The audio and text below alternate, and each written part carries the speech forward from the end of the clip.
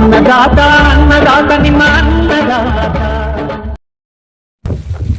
ನಮಸ್ಕಾರ ಸ್ನೇಹಿತರೆ, ಹಸಿರು ಕೃಷಿ ಯೂಟ್ಯೂಬ್ ಚಾನಲ್ಗೆ ನಿಮಗೆ ಸ್ವಾಗತ. ಇವತ್ತಿನ ಈ ವಿಡಿಯೋದಲ್ಲಿ ನಾನು ಸಾವಯವ ವಿಧಾನದಲ್ಲಿ ಯಾವ ರೀತಿ ನಾವು ಪೊಟ್ಯಾಶ್ನ ತಯಾರು ಮಾಡುವುದು ಅಂತ ನಿಮಗೆ ತಿಳಿಸ್ಕೊಡ್ತೀನಿ. ಮತ್ತು ಇದರ ಪ್ರಾಮುಖ್ಯತೆ ಏನು, ಮತ್ತು ಇದನ್ನು ರೆಡಿ ಮಾಡೋಕ್ಕೆ ಎಷ್ಟು ದಿನ ಬೇಕಾಗುತ್ತೆ, ಮತ್ತು ಇದನ್ನ ರೆಡಿ ಆದಮೇಲೆ ಎಷ್ಟು ದಿನದವರೆಗೂ ನಾವು ಇದನ್ನು ಬಳಸ್ಬೋದು, ಎಷ್ಟು ದಿನದವರೆಗೂ ಇದನ್ನ ಸ್ಟೋರ್ ಮಾಡ್ಬೋದು ಅಂತ ನಾನು ಹೇಳ್ತೀನಿ. ಸಾವಯವ ಪೊಟ್ಯಾಶ್ನ ತಯಾರು ಮಾಡೋದಕ್ಕೆ ನಾವು ಯಾವ ಪದಾರ್ಥನ ಬಳಸ್ತಿದ್ವಿ ಇವತ್ತು ಅನ್ನೋದಾದರೆ, ಬಾಳೆ ಗಿಡದ ಹೂವು ಮತ್ತು ಈ ಬಾಳೆ ಗಿಡದ ಹೂವಿನ ತೂಕದಷ್ಟೇ ನಾವು ಸಾವಯವ ಬೆಲ್ಲನ ಬಳಸ್ತಾ ಇದ್ದೀವಿ.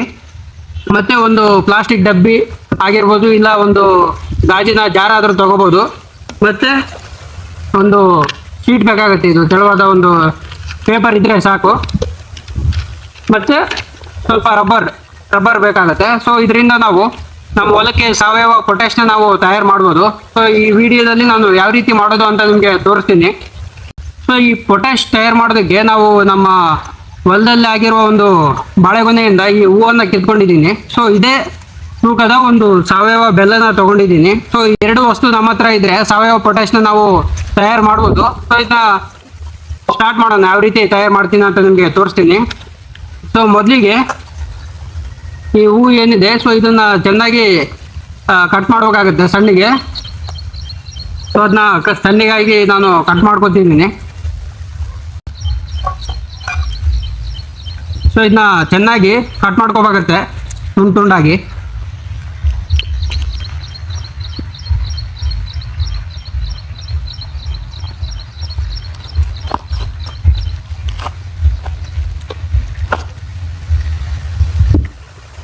ಇದನ್ನ ಚೆನ್ನಾಗಿ ತುಂಡು ಮಾಡ್ಕೊಳ್ತಿದ್ದೀನಿ. ಇದರ ಪ್ರಾಮುಖ್ಯತೆಯನ್ನು ನಾನು ವಿಡಿಯೋ ಕೊನೆಯಲ್ಲಿ ಹೇಳ್ತಾ ಹೋಗ್ತೀನಿ ಇದನ್ನ ತಯಾರು ಮಾಡಿದ ಮೇಲೆ. ಇದು ಏನಕ್ಕೆ ನಾವು ಈ ಥರ ತುಂಡಾಗಿ ಇದನ್ನ ಬಾಳೆ ಹೂವನ್ನ ಕಟ್ ಮಾಡ್ಕೋಬೇಕು ಅಂದರೆ, ಇದು ಈಸಿಯಾಗಿ ಫರ್ಮೆಂಟೇಷನ್ ಆಗುತ್ತೆ ಮತ್ತು ಬೇಗನೆ ಫರ್ಮೆಂಟೇಷನ್ ಆಗುತ್ತೆ. ಹಾಗಾಗಿ ಇದನ್ನ ಚೆನ್ನಾಗಿ ನುಣ್ಣಗೆ ಕೊಯ್ಕೋಬೇಕು. ಈ ರೀತಿಯಾಗಿ ನಮ್ಮ ಹೊಲದಲ್ಲಿನೇ ಸಿಗುವಂಥ ಕೆಲವೊಂದು ವಸ್ತುಗಳನ್ನ ಬಳಸ್ಬಿಟ್ಟು ನಾವು ನಮ್ಮ ಹೊಲಕ್ಕೆ ಬೇಕಾಗೋ ಪೊಟ್ಯಾಶ್ ಆಗಿರ್ಬೋದು ಮತ್ತು ಬೇರೆ ಬೇರೆ ರೀತಿಯ ಗೊಬ್ಬರಗಳನ್ನ ನಾವು ತಯಾರು ಮಾಡ್ಕೋಬೋದು. ಅಲ್ಲದೆ ನಾನು ನನ್ನ ಈ ಯೂಟ್ಯೂಬ್ ಚಾನಲ್ಲಿ, ನಮ್ಮ ಹಸಿರು ಕೃಷಿ ಯೂಟ್ಯೂಬ್ ಚಾನಲ್ಲಿ ಬೇರೆ ಬೇರೆ ರೀತಿಯ ವಸ್ತುಗಳನ್ನ ಬಳಸಿ ನಾನು ಸಾವಯವ ಗೊಬ್ಬರಗಳನ್ನ ಮಾಡಿದ್ದೀನಿ. ಆ ವಿಡಿಯೋ ಕೂಡ ನನ್ನ ಈ ಯೂಟ್ಯೂಬ್ ಚಾನಲ್ ಇದೆ. ಅದನ್ನ ನೋಡ್ಕೊಂಡು ಬರ್ಬೋದು. ನಂತರ ಎಷ್ಟೋ ಜನ ಕಮೆಂಟ್ ಮಾಡಿದ್ದಾರೆ, ರೆಸ್ಪಾನ್ಸ್ ಚೆನ್ನಾಗಿ ಬರ್ತಿದೆ. ಅದಕ್ಕಾಗಿ ನಾನು ಅತಿ ಹೆಚ್ಚಿನ ವಿಡಿಯೋಗಳನ್ನ ಈ ರೀತಿ ಮಾಡ್ತಾ ಇರ್ತೀನಿ. ಸಾವಯವ ಗೊಬ್ಬರಗಳಾಗಿರ್ಬೋದು ಮತ್ತು ಸಾವಯವ ಕೀಟನಾಶಕಗಳನ್ನ, ಮತ್ತು ಯಾವ ರೀತಿ ನಾವು ಸಾವಯವ ಪದ್ಧತಿ ಮತ್ತು ನೈಸರ್ಗಿಕ ಪದ್ಧತಿಯಿಂದನೇ ನಾವು ಹೆಚ್ಚಿನ ಇಳುವರಿ ಮತ್ತು ಒಂದು ಉತ್ತಮವಾದ ಬೆಳೆನ ಯಾವ ರೀತಿ ಬೆಳಿಬೋದು ಅಂತ ನಿಮಗೆ ತೋರಿಸ್ತಾ ಹೋಗ್ತೀನಿ ಈ ವಿಡಿಯೋಗಳಲ್ಲಿ. ಇನ್ನೂ ಯಾರಾದರೂ ನನ್ನ ಈ ಚಾನಲ್ನ ಸಬ್ಸ್ಕ್ರೈಬ್ ಮಾಡ್ಕೊಂಡಿಲ್ಲ ಅನ್ನೋದಾದರೆ ಈಗಲೇ ಮಾಡ್ಕೊಳ್ಳಿ. ಮುಂದಿನ ದಿನಗಳಲ್ಲಿ ಈ ರೀತಿಯ ಹೊಸ ಹೊಸ ವಿಧಾನದಲ್ಲಿ ನಾನು ಸಾವಯವ ಗೊಬ್ಬರಗಳನ್ನ ತಯಾರು ಮಾಡ್ತೀನಿ. ಇದನ್ನು ಸಹ ನಾನು ಇನ್ನೊಂದು ವಿಡಿಯೋಗಳನ್ನ ನಾನು ರೆಫರ್ ಮಾಡಿದ್ದು. ಈ ರೀತಿ ನೀವು ವಿಡಿಯೋಗಳನ್ನ ಈ ರೀತಿ ನಾವು ಯೂಟ್ಯೂಬ್ ಚಾನಲಲ್ಲಿ ಸಾಕಷ್ಟು ವಿಡಿಯೋಗಳಿದ್ದಾವೆ, ಯಾವ ರೀತಿ ಸಾವಯವ ಗೊಬ್ಬರಗಳನ್ನ ಮಾಡ್ಬೋದು, ಮತ್ತು ಪೆಸ್ಟಿಸೈಡು, ಮತ್ತು ನಮ್ಮ ಹೊಲಕ್ಕೆ ಬರೋ ರೋಗಗಳನ್ನ ಯಾವ ರೀತಿ ನಾವು ತಡೆಗಟ್ಬೋದು ಸಾವಯವ ಪದ್ಧತಿಯಲ್ಲಿ ಅಂತ. ಅದನ್ನೆಲ್ಲ ಸರ್ಚ್ ಮಾಡಿ ನಾವು ನಮ್ಮ ಹೊಲದಲ್ಲಿ ಅಪ್ಲೈ ಮಾಡ್ಬೋದು. ಈ ರೀತಿ ಮಾಡೋದ್ರಿಂದ ರಾಸಾಯನಿಕಗಳ ಬಳಕೆನೇ ನಮಗೆ ಬೇಕಾಗಲ್ಲ, ಮತ್ತು ಅದಕ್ಕೆ ಖರ್ಚು ಮಾಡೋ ಹೆಚ್ಚಿನ ಹಣನೂ ಸೇವ್ ಆಗುತ್ತೆ. ಇದರಿಂದ ನಮ್ಮ ಹೊಲಕ್ಕೆ ನಾವು ಕಡಿಮೆ ಖರ್ಚಲ್ಲಿ ನಾವು ಒಂದು ಉತ್ತಮವಾದ ಇಳುವರಿನ ಪಡ್ಕೋಬೋದು. ಈ ರೀತಿಯಾಗಿ ನಾವು ಸಣ್ಣಗೆ ಕಟ್ ಮಾಡ್ಕೋಬೇಕಾಗತ್ತೆ. ಮತ್ತು ಬಾಳೆ ಹೂವು ಒಂದೇ ಅಲ್ಲ, ಬಾಳೆ ಕಾಂಡದಿಂದನೂ ನಾವು ಈ ಥರ ಸಾವಯವ ಪೊಟ್ಯಾಶ್ನ ತಯಾರು ಮಾಡ್ಬೋದು. ಯಾಕಂದರೆ ಈ ಬಾಳೆ ಗಿಡ ಏನಿದೆ, ಇದು ಪೊಟ್ಯಾಶ್ನ ಅಂಶ ಜಾಸ್ತಿ ಇರುತ್ತೆ ಇದರಲ್ಲಿ. ಹಾಗಾಗಿ ನಾವು ಬಾಳೆ ಗಿಡನ ನಮ್ಮ ಹೊಲದಲ್ಲಿನೂ ಅಲ್ಲಲ್ಲಿ ಹಾಕೋದು. ಇದು ಈ ರೀತಿ ನಾವು ಬಾಳೆ ಗಿಡನೂ ಅಲ್ಲಲ್ಲಿ ಹಾಕೋದ್ರಿಂದ ನಮ್ಮ ಹೊಲದಲ್ಲಿ ನೈಸರ್ಗಿಕವಾಗಿ ಒಂದು ಪೊಟ್ಯಾಶ್ನ ನಮ್ಮ ಭೂಮಿಗೆ ನೀಡ್ದಂಗೆ ಆಗುತ್ತೆ. ಇದರ ಸುತ್ತಮುತ್ತ ಇರೋ ಗಿಡಗಳಿಗೆ ಯಾವುದೇ ರೀತಿಯ ಪೊಟ್ಯಾಶ್ ಬೇಕಾಗಲ್ಲ, ಯಾಕಂದರೆ ಇದೇ ನ್ಯಾಚುರಲ್ ಆಗಿ ನಮಗೆ ಪೊಟ್ಯಾಶ್ ನೀಡುತ್ತೆ. ಹಾಗಾಗಿ ನಾವು ನಮ್ಮ ಹೊಲದಲ್ಲಿ ಅಲ್ಲಲ್ಲಿ ಬಾಳೆಗಳನ್ನ ನೆಡ್ಬೋದು. ಗುಂಪು ಬಾಳೆ ಪದ್ಧತಿ ಉತ್ತಮ ಅಂತ ಹೇಳ್ತೀನಿ ಇದರಲ್ಲಿ. ಯಾಕಂದರೆ ಅದು ಒಂದರಿಂದ ಒಂದು ಬಾಳೆ ಗಿಡ ಇಟ್ಟರೆ ಸಾಕು, ಅದೇ ಬೆಳ್ಕೊಂಡು ಹೋಗುತ್ತೆ, ಇಳುವರಿನ ಕೊಡ್ತಾ ಹೋಗುತ್ತೆ. ಸೊ ನಾವು ಮೊದಲಿಗೆ ಒಂದೇ ಒಂದು ಬಾಳೆ ಗಿಡನ ಇಟ್ಟಿದ್ದು. ಸೊ ಅದರಿಂದ ಚಿಗುರು ಹೊಡೆದು ಮತ್ತೆ ಹೊಸ ಹೊಸ ಗೊನೆಗಳು ಹುಟ್ಟಿ ಅಲ್ಲಲ್ಲಿ ಇಟ್ಟಿದ್ವಿ. ಈಗೊಂದು ನಮ್ಮ ಹೊಲದಲ್ಲಿ 4-6 ಗುಂಪು ಬಾಳೆ ಗಿಡಗಳಿದ್ದಾವೆ. ಸೊ ಈ ಬಾಳೆ ಗಿಡನೂ ನಮಗೆ ಒಂಥರ ನ್ಯಾಚುರಲ್ ಗೊಬ್ಬರ ಕೊಡುತ್ತೆ, ಮತ್ತು ಇದು ಕೂಡ ಸ್ವತಃ ತನ್ನ ಇಳುವರಿನೂ ನೀಡುತ್ತೆ. ಸೊ ಹಾಗಾಗಿ ನಾವು ಬಾಳೆ ಗಿಡನ ಪ್ರತಿಯೊಂದು ಹೊಲದಲ್ಲಿನೂ ಒಂದೊಂದಾಗ್ಲಿ ಬೆಳೆಸಬೇಕು. ಸೊ ಇದು ಕಡಿಮೆ ಖರ್ಚು, ಮತ್ತು ಇದಕ್ಕೆ ಯಾವುದೇ ರೀತಿಯ ರೋಗಗಳು ಬರಲ್ಲ, ಮತ್ತು ಯಾವುದೇ ರೀತಿಯ ಕೀಟಗಳು ಬರಲ್ಲ. ಸೊ ಹಾಗಾಗಿ ನಮ್ಮ ಹೊಲದಲ್ಲಿ ನಾವು ನ್ಯಾಚುರಲ್ ಪದ್ಧತಿ ಅನುಸರಿಸ್ಕೋಬೇಕು. ಮತ್ತು ನಾವು ಇನ್ನೊಂದು ರೀತಿಯಲ್ಲಿನೂ ಸಾವಯವ ಗೊಬ್ಬರ, ಸಾವಯವ ಪೊಟ್ಯಾಶ್ನ ತಯಾರು ಮಾಡ್ಬೋದು. ಸೊ ಅದಕ್ಕೆ ನಮಗೆ ಬೇಲ್ದ ಹಣ್ಣು ಬೇಕಾಗುತ್ತೆ, ಮತ್ತು ಬಿಲ್ವಪತ್ರೆ ಕಾಯಿನೂ ಬೇಕಾಗುತ್ತೆ. ಸೊ ಅದರಿಂದನೂ ನಾವು ಈ ರೀತಿಯಾಗಿ ಸಾವಯವ ಪೊಟ್ಯಾಶ್ನ ನಮ್ಮ ಹೊಲಕ್ಕೆ ನೀಡ್ಬೋದು. ಸೊ ಈಗ ಸದ್ಯಕ್ಕೆ ನಮ್ಮ ಹೊಲದಲ್ಲಿ ಬಿಲ್ವಪತ್ರೆ ಮರ ಇಲ್ಲ. ಸೊ ಹಾಗಾಗಿ ನಾವು ನಮ್ಮ ಹೊಲದಲ್ಲಿನೇ ಇರುವ ಬಾಳೆ ಗಿಡದ ಹೂವನ್ನ ಬಳಸ್ತಾ ಇದ್ವಿ. ಸೊ ಅದಕ್ಕಾಗಿ ನಾವೀಗ ಬಿಲ್ವಪತ್ರೆ ಮರನೂ ಸಹ, ಒಂದು ಗಿಡನೂ ಸಹ ತಂದು ನೆಟ್ಟಿದ್ದೀವಿ. ಸೊ ಅದು ದೊಡ್ಡದಾದ್ಮೇಲೆ ಅದರಿಂದನೂ ನಾವು ಸಾವಯವ ಪೊಟ್ಯಾಶ್ ತಯಾರು ಮಾಡಿ ನಮ್ಮ ಹೊಲಕ್ಕೆ ಕೊಡ್ತಾ ಹೋಗ್ತೀವಿ. ಈ ರೀತಿ ನಾವು ಸಾವಯವ ಗೊಬ್ಬರನ, ಸಾವಯವ ಪೊಟ್ಯಾಶ್ನ ನಾವು ತಯಾರು ಮಾಡೋದ್ರಿಂದ ಏನೇನು ನಮಗೆ ನಮ್ಮ ಹೊಲಕ್ಕೆ ಉಪಯೋಗ ಆಗುತ್ತೆ ಅನ್ನೋದಾದರೆ, ಮೊದಲನೇದಾಗಿ ಪೊಟ್ಯಾಶ್ ದೊರೆತಂಗಾಗುತ್ತೆ ನ್ಯಾಚುರಲ್ ಆಗಿ. ಯಾವುದೇ ರಾಸಾಯನಿಕಗಳು ಬಳಸಂಗೆ ನಾವು ನಮ್ಮ ಹೊಲಕ್ಕೆ ಸಾವಯವ ಪೊಟ್ಯಾಶ್ನ ನೀಡ್ದಂಗಾಗುತ್ತೆ. ಸೊ ಈ ಸಾವಯವ ಪೊಟ್ಯಾಶು ನಾವು ಯಾವ್ಯಾವ ಹಂತದಲ್ಲಿ ನೀಡಬೇಕು ಅನ್ನೋದಾದರೆ, ಸೊ ಇದು ಯಾವಾಗ ನಮ್ಮ ಹೊಲದಲ್ಲಿ ಹಣ್ಣು ಕಚ್ಚುತ್ತೋ, ಗಿಡಗಳಲ್ಲಿ ಯಾವ ರೀತಿ ಹಣ್ಣುಗಳು ಚಿಕ್ಕದಾಗಿ ಕಾಣಿಸ್ಕೊಳ್ತಾವಲ್ಲ, ಸೊ ಆಗ ನಾವು ಇದನ್ನ ಬಳಸ್ಬೋದು. ಸೊ ಇದನ್ನು ಬಳಸೋದ್ರಿಂದ ಹೆಚ್ಚಿನ ರೀತಿಯ ಹಣ್ಣುಗಳು ಕಚ್ಕೋತವೆ, ಮತ್ತು ಹೆಚ್ಚಿನ ರೀತಿಯ ಹಣ್ಣುಗಳ ಇಳುವರಿನ ನಾವು ಇದರಿಂದ ಪಡಿಬೋದು. ಸೊ ಹಣ್ಣುಗಳು ಅತಿ ಹೆಚ್ಚಾಗಿ ಬರುತ್ತೆ ಒಂದು ಗಿಡದಲ್ಲಿ. ಮತ್ತು ಇದು ನಮ್ಮ ಸಸ್ಯಗಳಲ್ಲಿ ಪ್ರೋಟೀನ್ ಮತ್ತು ಕಾರ್ಬೋಹೈಡ್ರೇಟ್ ಉತ್ಪತ್ತಿ ಮಾಡುತ್ತೆ. ಸೊ ಅದರಿಂದ ಈ ಕಾಯಿಗಳಲ್ಲಾಗಿರ್ಬೋದು, ಮತ್ತು ಧಾನ್ಯಗಳಲ್ಲಾಗಿರ್ಬೋದು, ತರಕಾರಿಯಲ್ಲಾಗಿರ್ಬೋದು, ಸೊ ಅದರ ಸೈಜು ದೊಡ್ಡದಾಗುತ್ತೆ, ಮತ್ತು ಇಳುವರಿ ಹೆಚ್ಚಿನ ಕಾಯಿಗಳು ಹಿಡಿಯುತ್ತೆ. ಮತ್ತು ಅಲ್ಲದೆ ಅದರ ರುಚಿನೂ ಸಹ ಇದು ಹೆಚ್ಚುತ್ತೆ. ಯಾಕಂದರೆ ಇದರಲ್ಲಿ ಪ್ರೋಟೀನ್ ಮತ್ತು ಕಾರ್ಬೋಹೈಡ್ರೇಟ್ ಅಂಶನ ಇದು ಉತ್ಪಾದನೆ ಮಾಡೋದ್ರಿಂದ ಸೊ ಹೆಚ್ಚಿನ ಮಟ್ಟದ ರುಚಿ ಮತ್ತು ಗಾತ್ರನೂ ನಮಗೆ ದೊಡ್ಡದಾಗಿ ಸಿಗುತ್ತೆ. ಸೊ ಇದರ ಬಣ್ಣನೂ ಸಹ ಇದು ನಮಗೆ ಒಂದು ಉತ್ತಮವಾದ ಆಕರ್ಷಕ ಬಣ್ಣನೂ ಇದರಿಂದ ನಾವು ಕಾಣ್ಕೋಬೋದು, ಈ ರೀತಿ ಪೊಟ್ಯಾಶ್ ನಮ್ಮ ಹೊಲಕ್ಕೆ ಬಳಸೋದ್ರಿಂದ. ಸೊ ಇದನ್ನ ನಿಯಮಿತವಾಗಿ ಆಗಾಗ ಬಳಸ್ತಾ ಇರಬೇಕು. ಈ ರೀತಿ ಗೊಬ್ಬರ ಮಾಡೋಕ್ಕಾಗಿಲ್ಲ ಅಂದರೂ ಕೂಡ ಜೀವಾಮೃತ ಕಂಪಲ್ಸರಿ ಆಗ್ತಾ ಇರಬೇಕು. ಯಾಕಂದರೆ ಅದರಲ್ಲಿ ನಮಗೆ ಬೇಕಾಗೋ ಅಂಶಗಳು ನೈಟ್ರೋಜನ್ ಆಗಿರ್ಬೋದು, ಫಾಸ್ಫರಸ್ ಆಗಿರ್ಬೋದು, ಈ ರೀತಿ ಪೊಟ್ಯಾಶ್ ಆಗ್ಬೋದು, ಮತ್ತು ಕೆಲವೊಂದು ಮೈಕ್ರೋ ನ್ಯೂಟ್ರಿಯೆಂಟು ಜೀವಾಮೃತದಲ್ಲಿ ಇರ್ತವೆ. ಸೊ ಹಾಗಾಗಿ ನಾವು ಜೀವಾಮೃತನ ತಿಂಗಳಿಗೆ ಒಂದು ಸರಿ ಆದರೂ ನಮ್ಮ ಹೊಲಕ್ಕೆ ಸ್ಪ್ರೇ ಮಾಡ್ತಿರ್ಬೇಕು. ಮತ್ತು ನನ್ನ ಹಿಂದಿನ ವಿಡಿಯೋದಲ್ಲಿ ನಾನು ಕಡಲೆ ಹಿಂಡಿಯಿಂದನೂ ನಾನು ಗೊಬ್ಬರನ ತಯಾರು ಮಾಡಿ ನಮ್ಮ ಹೊಲಕ್ಕೆ ಹಾಕಿದ್ದೆ. ಸೊ ಅದು ಸಹ ಈ ರೀತಿಯ ಪೊಟ್ಯಾಶ್ ಮತ್ತು ಫಾಸ್ಫರಸ್ನು ಒಳಗೊಂಡಿರುತ್ತೆ, ಮತ್ತು ನೈಟ್ರೋಜನ್ ಒಳಗೊಂಡಿರುತ್ತೆ. ಸೊ ಅದನ್ನು ನಾವು ನಿಯಮಿತವಾಗಿ ಒಂದಲ್ಲ ಒಂದು ರೀತಿಯ ಗೊಬ್ಬರಗಳನ್ನ ತಯಾರು ಮಾಡ್ತಾ ಆಗ್ತಿರ್ಬೇಕು. ಮತ್ತು ನಾನು ಅಗ್ನಿಅಸ್ತ್ರನೂ ನನ್ನ ವಿಡಿಯೋಗಳಲ್ಲಿ ಮಾಡಿ ಯಾವ ರೀತಿ ಮಾಡೋದು ಮತ್ತು ಯಾವ ರೀತಿ ಸಿಂಪಡಣೆ ಮಾಡೋದು ಅಂತಲೂ ನಿಮಗೆ ತೋರಿಸ್ಕೊಟ್ಟಿದ್ದೀನಿ, ಹಿಂದಿನ ವಿಡಿಯೋಗಳಲ್ಲಿದೆ, ನೋಡ್ಬೋದು. ನೆಕ್ಸ್ಟ್ ಬಾಳೆ ಹಣ್ಣಿನಿಂದನೂ ನಾವು ಸಾವಯವ ಪೊಟ್ಯಾಶ್ನ ಮಾಡ್ಬೋದು. ಸೊ ಅದನ್ನು ನಾನು ನನ್ನ ಯೂಟ್ಯೂಬ್ ಚಾನಲ್ ಹಾಕಿದ್ದೀನಿ. ಸೊ ಅದನ್ನು ನೋಡ್ಕೊಂಡು ಬರ್ಬೋದು. ಬಾಳೆ ಹಣ್ಣಿನಿಂದ ಮಾಡ್ಬೋದು, ಬಾಳೆ ಕಾಂಡದಿಂದ ಮಾಡ್ಬೋದು, ಮತ್ತು ಇವತ್ತು ನಾನು ಇದೇ ಮೊದಲ ಬಾರಿಗೆ ಬಾಳೆ ಹೂವಿನಿಂದನೂ ಮಾಡ್ತಾ ಇದ್ದೀನಿ. ಸೊ ಇದನ್ನು ನಾನು ಒಂದು ವಿಡಿಯೋಗಳಲ್ಲಿ ನೋಡಿ ರೆಫರ್ ಮಾಡಿ ಮಾಡ್ತಾ ಇರೋದು. ಬಾಳೆ ಹೂವನ್ನ ಚೆನ್ನಾಗಿ ಕಟ್ ಮಾಡ್ಕೊಂಡಿದ್ದಾಯ್ತು. ಸೊ ಇದಕ್ಕೆ ಈ ತೂಕದಷ್ಟು ನಾವು ಸಾವಯವ ಬೆಲ್ಲನೂ ತೊಗೊಳ್ಬೇಕಾಗುತ್ತೆ. ಸೊ ನಾನು ಆರ್ಗ್ಯಾನಿಕ್ ಬೆಲ್ಲನ ತೊಗೊಂಡಿದ್ದೀನಿ. ಸೊ ಇದನ್ನು ನಾನು ಪುಡಿ ಮಾಡ್ಕೊತಿದ್ದೀನಿ.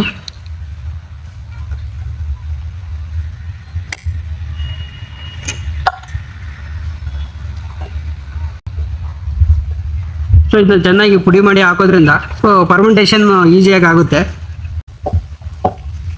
ಬೆಲ್ಲ ನಾವು ಸಮ ಪ್ರಮಾಣದಲ್ಲಿನೂ ಹಾಕ್ಬೋದು, ಇಲ್ಲ ಹೆಚ್ಚಿನ ಪ್ರಮಾಣದಲ್ಲೂ ಸಹ ಹಾಕ್ಬೋದು. ಸೊ ಕಡಿಮೆ ಹಾಕ್ಬಾರ್ದು.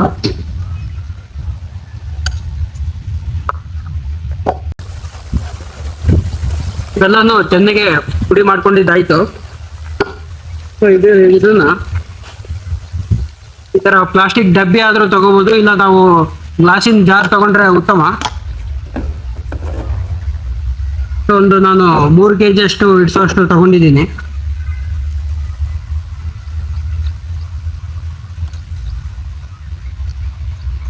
ಇದರಲ್ಲಿ ನಾವು ಇದನ್ನ ಬಾಳೆ ಹೂವನ್ನ ಹಾಕೋಬೇಕು.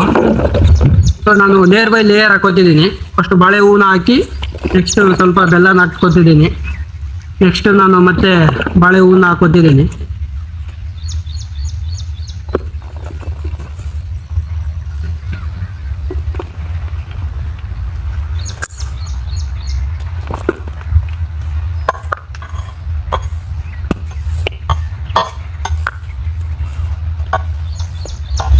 ಇದು ಚೆನ್ನಾಗಿ ನುಣ್ಣಿಗೆ ಮಾಡಿಕೊಂಡು ನಾವು ಇದರಲ್ಲಿ ಹಾಕೋಬೇಕಾಗುತ್ತೆ. ಸೊ ಹಾಗಾದಾಗ ನಮಗೆ ಚೆನ್ನಾಗಿ ಫರ್ಮೆಂಟೇಷನ್ ಆಗುತ್ತೆ ಮತ್ತು ಪ್ರತಿಯೊಂದು ರಸನೂ ಇದು ತುಂಬ ರಸನ ಹೀರ್ಕೊಳ್ಳುತ್ತೆ. ಸೊ ಹಾಗಾಗಿ ನಾವು ಇದನ್ನ ಬೆಲ್ಲ ಮತ್ತು ಬಾಳೆ ಹೂವನ್ನ ಹಾಕೊಂಡಿದ್ದಾಯ್ತು. ಸೊ ಇದನ್ನ ಚೆನ್ನಾಗಿ ಮಿಕ್ಸ್ ಮಾಡ್ಕೊತಿದ್ದೀನಿ.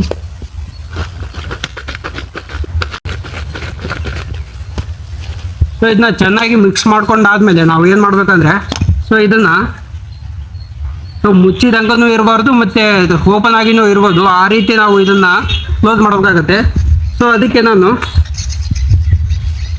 ಒಂದು ತೆಳುವಾದ ವೈಟ್ ಶೀಟ್ ತಗೊಂಡಿದ್ದೀನಿ.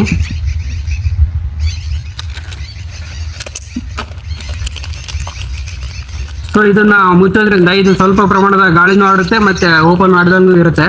ಸೊ ಹಾಗಾಗಿ ಈ ರೀತಿ ತಗೊಂಡು ಇದಕ್ಕೆ ನಾನು ರಬ್ಬರಿಂದ ಮುಚ್ತಾ ಇದ್ದೀನಿ.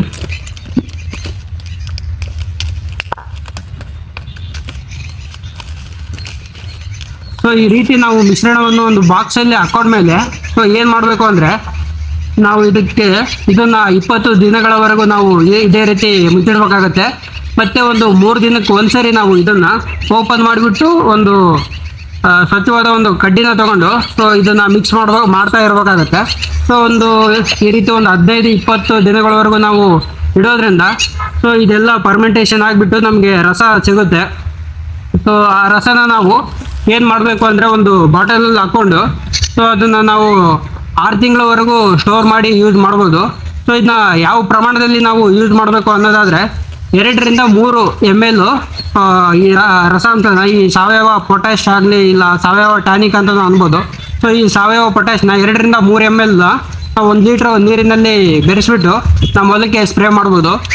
ಸೊ ಇದನ್ನು ನಾವು ಈ ರೀತಿ ಮಾಡ್ಕೊಳ್ಳೋದ್ರಿಂದ ಯಾವುದೇ ರೀತಿಯ ರಾಸಾಯನಿಕ ಪೊಟ್ಯಾಶ್ನ ಅಗತ್ಯ ನಮ್ಮ ಹೊಲಕ್ಕೆ ಬೇಕಾಗಲ್ಲ.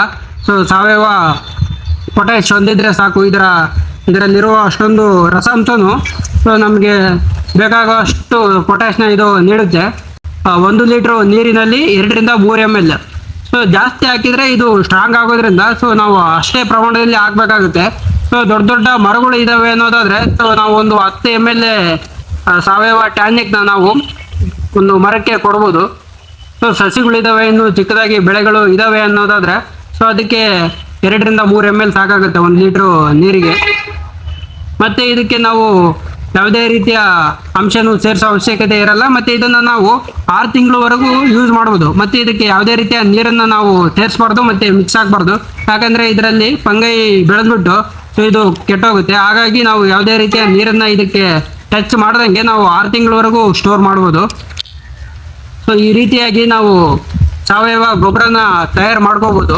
ಸೊ ಈ ಸಾವಯವ ಪೊಟ್ಯಾಶ್ನಿಂದ ನಮ್ಮ ಹೊಲದಲ್ಲಿ ಯಾವ ರೀತಿ ನಾವು ಬದಲಾವಣೆ ಕಾಣ್ಬೋದು ಅಂದರೆ, ಸೊ ಮೊದಲನೇದಾಗಿ ಹೆಚ್ಚಿನ ಇಳುವರಿ. ಯಾಕಂದರೆ ಈ ಪೊಟ್ಯಾಶ್ನ ಸಸ್ಯಗಳು ಬಳಸ್ಕೊಳ್ಳೋದ್ರಿಂದ ಸೊ ಅದರಲ್ಲಿ ಪ್ರೋಟೀನ್, ಕಾರ್ಬೋಹೈಡ್ರೇಟ್ ಮತ್ತು ಸಕ್ಕರೆ ಅಂಶ ಉತ್ಪಾದನೆ ಜಾಸ್ತಿ ಆಗಿಬಿಟ್ಟು ಸೊ ಇಳುವರಿನೂ ಹೆಚ್ಚಾಗುತ್ತೆ. ಮತ್ತು ನಮ್ಮ ಧಾನ್ಯಗಳ ಮತ್ತು ತರಕಾರಿಗಳ ಮತ್ತು ಹಣ್ಣುಗಳ ಸೈಜು, ಗಾತ್ರ ಹಾಗೂ ಕಲರ್ ಕೂಡ ಇದು ಚೇಂಜ್ ಮಾಡೋದ್ರಿಂದ ಒಂದು ಉತ್ತಮವಾದ ಬೆಲೆ ನಮಗೆ ಸಿಗುತ್ತೆ ಇದರಿಂದ. ಮತ್ತು ಇನ್ನೊಂದು, ನಮ್ಮ ಸಸ್ಯಗಳಲ್ಲಿ ರೋಗ ನಿರೋಧಕ ಶಕ್ತಿಯನ್ನು ಸಹ ಇದು ಹೆಚ್ಚು ಮಾಡುತ್ತೆ. ಯಾವುದೇ ರೀತಿಯ ರೋಗದ ವಿರುದ್ಧ ಹೋರಾಡುವ ಒಂದು ಅಂಶನ ಸಸ್ಯಗಳಲ್ಲಿ ಇದು ಕೊಡುತ್ತೆ.